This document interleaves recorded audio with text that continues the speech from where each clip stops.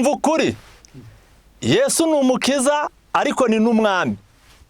Aya mazina yombi Yesu ayahabwa n'imirimo adukorera, nk'uko tubisoma mu gitabo cya Petero ya kabiri igice cya kabiri umurongo wa 20. Ibyanditswe byera biratubwira ngo niba kumenya neza Yesu Kristo umwami wacu n'umukiza kwarabateye guhunga bakava mu by'isi byonona maze bakongera kubyizingitiranizamo bikabanesha, ibya nyuma byabo biba birushije ibya mbere kuba bibi.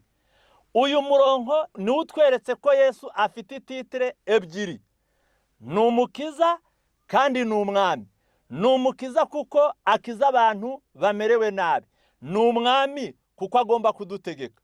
Abantu benshi bakundira Yesu ko ari umukiza ariko bakamwangira ko ari umwami, bashaka ko abakiza ibyago ariko ntabategeke. Ni nayo mpamvu amasengesho ya benshi adasubizwa.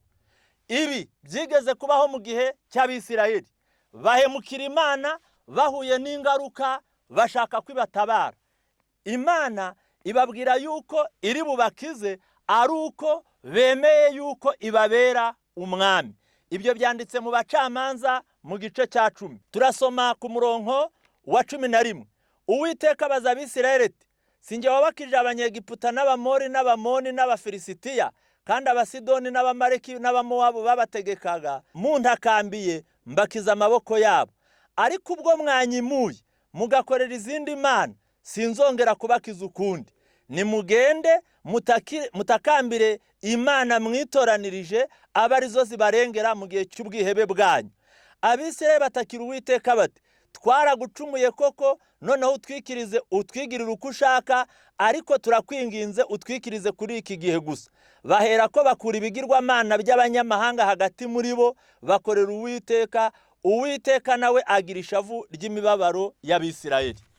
Ntabwo Imana ishaka kuba umukiza wacu gusa, ahubwo ishaka no kuba umwami wacu.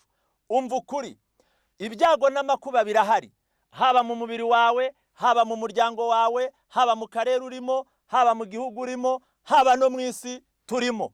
No muri iki gihe cyacu ibyago biduturutse impande zose. Yesu ni umukiza, mureke tumusabe, ariko tubanze twemere atubere umwami. Yesu ni umukiza ariko ni n'umwami. Umva ukuri, wemere byombi, emera ukuri.